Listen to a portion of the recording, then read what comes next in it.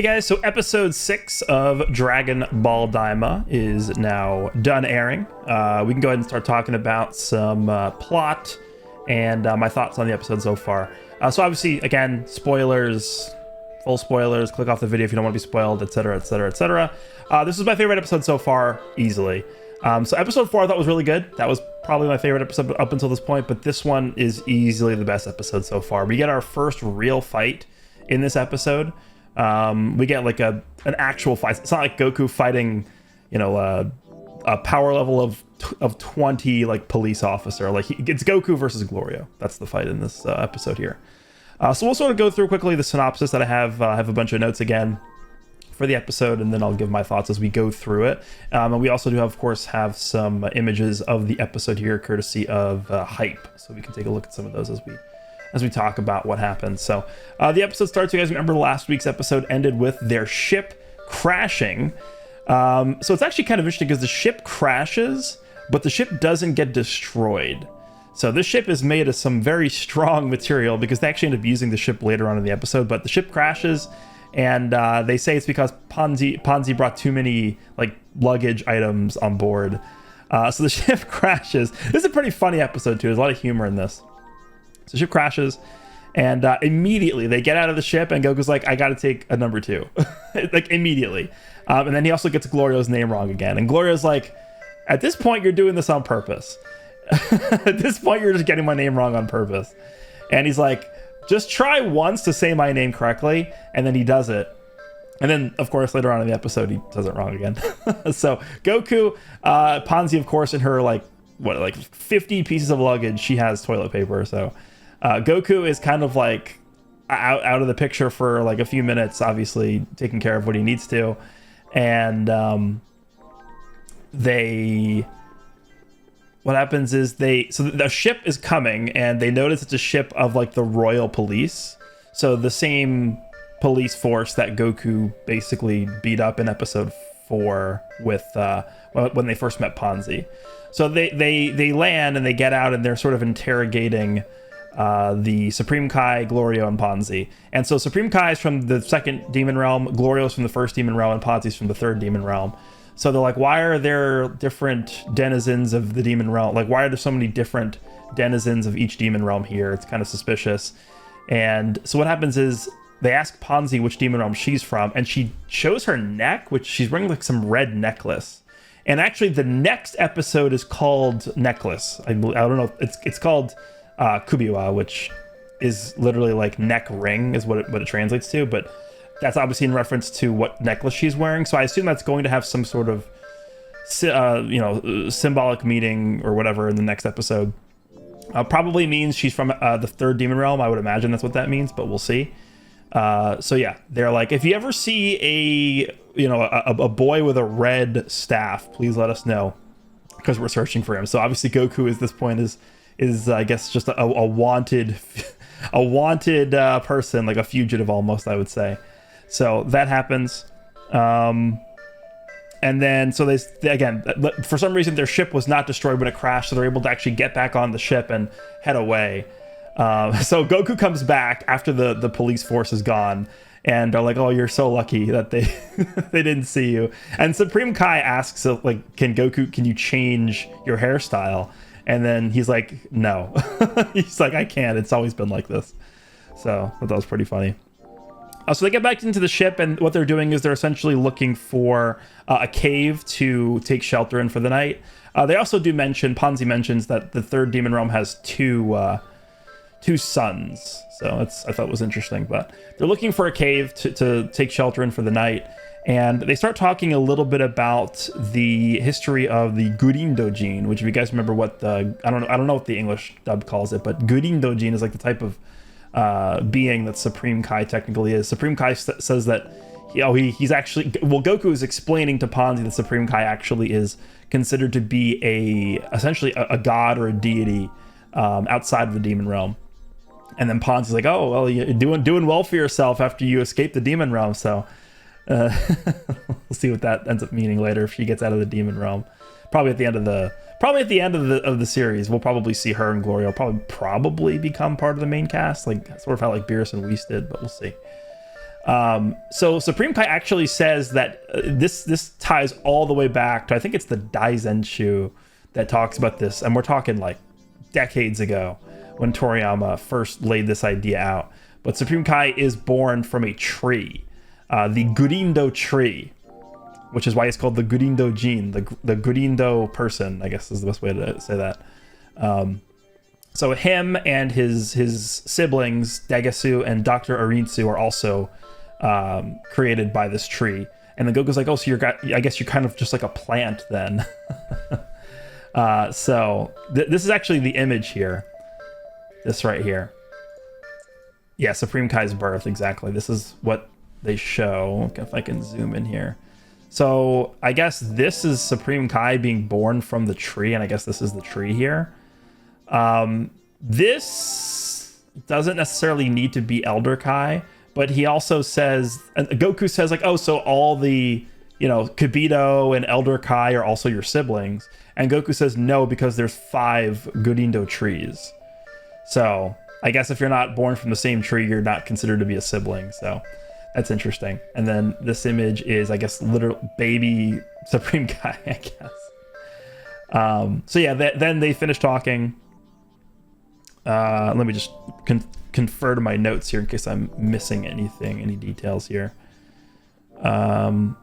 He says that Degasu has always been a rebellious type, and that Dr. Arinsu is a mad scientist. Also, oh yeah, this is interesting. Gurindo Jin don't have sexes, so they're neither men nor women. So for all the people who are, Dr. Arinsu fans for certain purposes, I guess they're just they don't have genders, they don't have sexes. I guess it's just worthy of noting there. That's what he says. So they then land the ship at a cave, and they start eating some canned meat that Ponzi brought with her. And then I think Goku immediately passes out is what happens. And then Supreme Kai and Ponzi start talking with Glorio, and they start kind of questioning his motives a little bit, because they're kind of wondering why a denizen of the first demon realm would make his way to the third demon realm and go through all this hassle for certain purposes. And Glorio says his motives are just purely to rid the demon realm of evildoers, so he's just doing what's right. And then Ponzi's like, oh, for someone who's a Majin, like, you're so righteous. And then Glorio's like, yeah, sure, or something. So then the scene cuts actually after that. I think it's everyone's asleep but Glorio. And Glorio is actually talking with Dr. Arinsu. So this sort of implies that Glorio is obviously in cahoots with Dr. Arinsu, and Dr. Arinsu is sort of the one pulling the strings for Glorio. I think there's actually a scene here, yeah, so it's Glorio taking a walk from the cave, and it shows Dr. Arinsu talking with him on the phone here. So, yeah. What does she say? Let me just see if I have notes here. Glorio talking with Dr. Arinsu says everything is going to plan. Okay, see, obviously some sort of plan is in motion here. That's supposedly, or what it seems like, is concocted by Dr. Arinsu. So it seems actually at this point that Dr. Arinsu is pulling a lot of the strings behind everything so far. So all of a sudden, everyone's awakened by these massive footsteps, and there's also a bad smell. I don't know what. There's so many instances of bad smells in the series. You guys notice that? It's like a running gag throughout this entire. Like, there's just a bad smell every episode. I don't really understand why they keep going back to that, but that is something that happens. So all of a sudden, this gigantic Minotaur guy, which actually was something they showed in the opening. This guy right here. They did show this guy in the opening. This gigantic Minotaur looking guy appears. It's really funny. This is easily the best part. Like, so from this part to the end of the episode is easily the best part of the episode. Here's the bad smell. So this guy appears, and he's obviously supposed to be this like super mega intimidating, final boss looking thing. He's like, okay, my breakfast, like, I was about to go hunting for my breakfast, but lo and behold, my breakfast today has decided to come to me instead, or something like that. That's what he says when he sees them. And so Goku wakes up, and he's like, oh, there's a cow in this cave. Should I take care of it? Like, very nonchalantly. And then Glorio's like, nah, I'll handle this. And then Goku's like, well, let me do it. You probably won't stand any chance against this guy. And then all while they're talking, this Minotaur guy is kind of like feeling offended that they think they can so easily just like take him down. Like you guys have to watch it for yourself. It's funny. It's funny. So Glorio says he'll take care of it, and Goku says he'll do it since Glorio can't handle it. So then Glorio says he wants to test Goku's strength since there shouldn't be. He says he thinks that there shouldn't be much of a difference between them. So Goku and Glorio actually end up squaring off like right outside the cave, and all while this is happening, the Minotaur guy is just standing there like, what is going on? Like everyone's just ignoring like this gigantic Minotaur monster just standing there. So here's where we have our first like real standoff and first real fight. It's Goku versus Glorio. Yeah, this is the Minotaur guy. This is the best part of the episode. It's just him like looking at them fighting. So at first, it's base Goku versus Glorio. And, you know, it's kind of a mid, what's the best way to describe it? It's like a mid-speed level fight. Like, obviously, Goku is not really trying too hard. And, you know, I would say, I mean, we don't really know how strong Glorio is, but Glorio is actually, like, dodging some of Goku's attacks. So it looks like he can somewhat keep up with base form Goku. Keep in mind, we know that Goku is certainly not at 100% strength because he's still getting acclimated to the different environment in the demon realm. So he's not... I wouldn't say even in base form, he's definitely not at 100% strength. And then Glorio starts to actually do some key. Well, this technically is not considered to be key. This is called magic. And they specifically refer to these beam attacks as magic. So I would actually assume that this is not Glorio harnessing his ki.